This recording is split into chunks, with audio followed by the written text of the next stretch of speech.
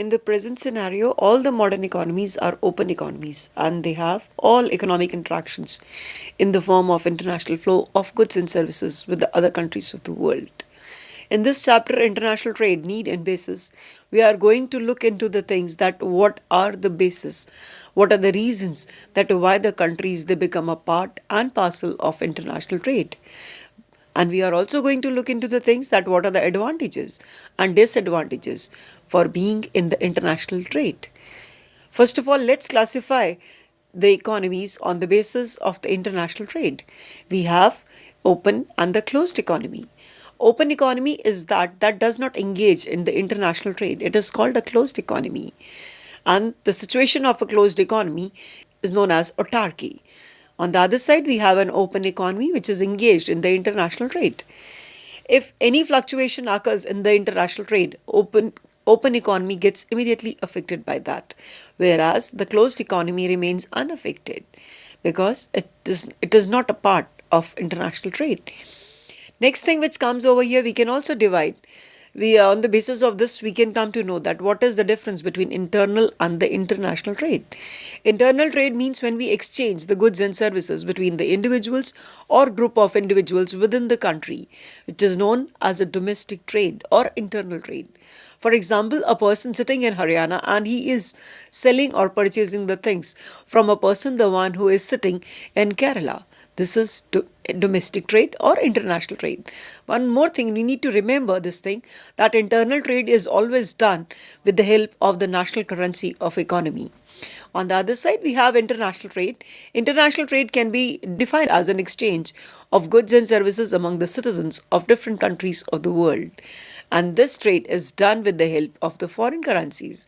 And because it is done with the help of foreign currency, reason behind this, that all the countries, they use their own currencies. And we need foreign exchange. We should have a sufficient amount of foreign currency to participate in this type of trade. And the economy is never affected by the changes in the international trade if we are just involved in the internal trade. But if we are part and parcel of international trade, then our economy gets easily affected even by the minutest changes in the international market. On the basis of this, now let's look into what are the advantages, what are the benefits, or what are the positive points of being in the international trade. As we know that in the modern times, all the economies of the world are open economies. Not because of the chance. We are not in the international trade just because of a chance or by mistake. But we are in the international market because it is a choice. This is the thing which we have selected for our economy. Because reason behind this, because no country in the present world is self-sufficient, whether the country is a developed country or a underdeveloped countries.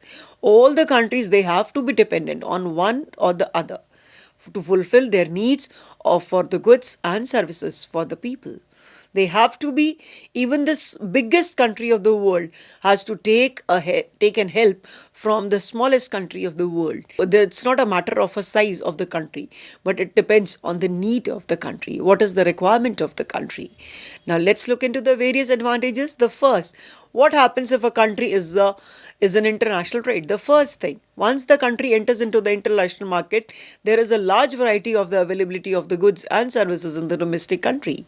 Means, or in other words, we can say that the international trade opens the door for the wide variety of goods and services for the consumers of the country. They get number of things in their market, and indirectly, once they get number of things, the standard of living of the people increases in the economy. Next thing which comes over here, once we enter into the international trade, the availability of raw material and specialized goods also increases. Because suppose if our country is not sufficient to produce a specific commodity, then we'll not be able to make that commodity anytime. But if we are a part and parcel of international trade, we can purchase that commodity, or we can produce the commodity with the help of some other countries, that too at less amount. Then It means if with the help of international trade, we can produce those commodities also which can never think of producing those commodities. That is the advantage. For example, let's consider an example over here. Japan, which is a highly developed country of the world, but still it is dependent on the other countries of the world for the regular supply of iron ore for their industries. If iron ore would not have been there, then how the Japan could have become a most developed country of the world? Because Japan is a country which is totally industrialized country. So it has to be dependent, and for supplying iron ore to Japan, India is the largest exporter of that. Next thing, if a country is in the international trade, it helps in the specialization and division of labor.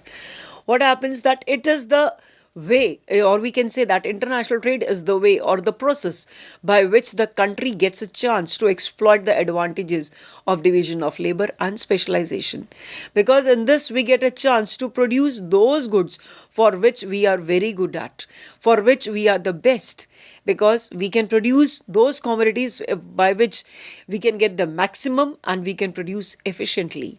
That is the thing. And once we get the specialization into that, there is a division of a labor. Then only the work can be done skillfully. And as a result, once there is a division of labor or specialization of a labor is there, less of the wastage is there, good quality comes out, and as a result, productivity increases, and as the productivity increases, the real income of the people also increases in the market, in the economy. And that with this, the status of the economy also increases in the international world. Next thing, which comes over here, increase in efficiency through widening market. International trade also helps in widening the extent of the market.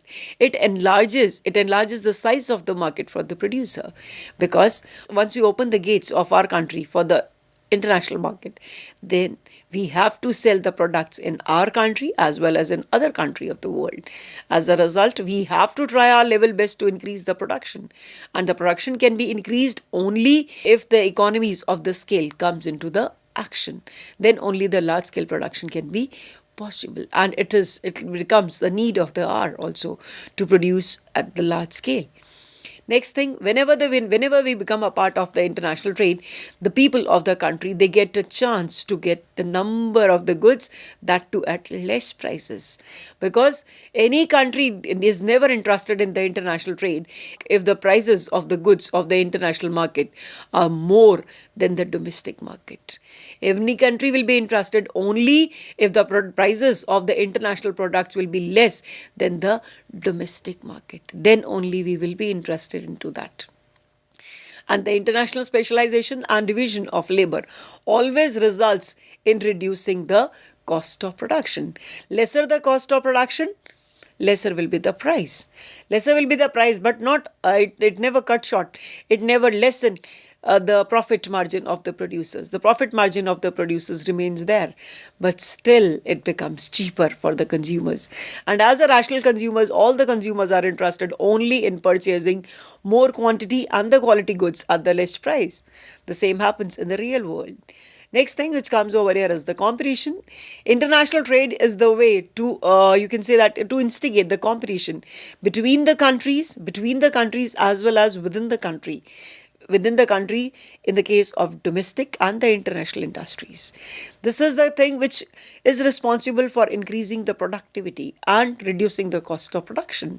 This is the thing which is also helpful in reducing the monopolistic exploitation of resources.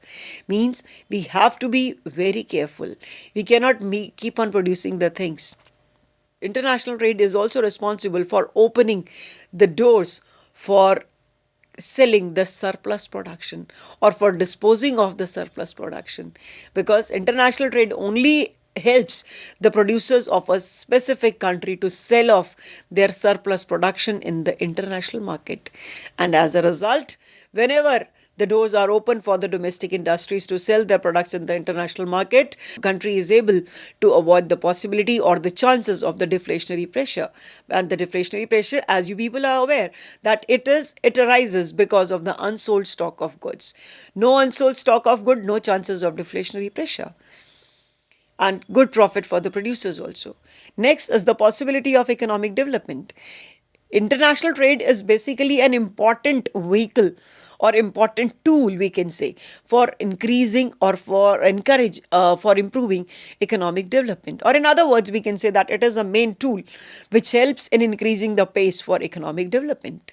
Because with the help of international trade, only the underdeveloped countries of the world, they are in a position to purchase the things, to purchase machinery, to purchase the technical know-how, to get the financial help from the other countries of the world for their economic development.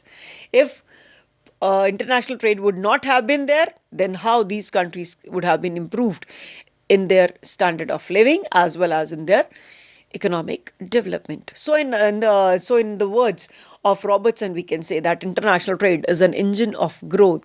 It is the one which provides works as a boost for the economic growth of a country. It is the one which helps in the development of a country. So it is positive thing that we should go for international trade.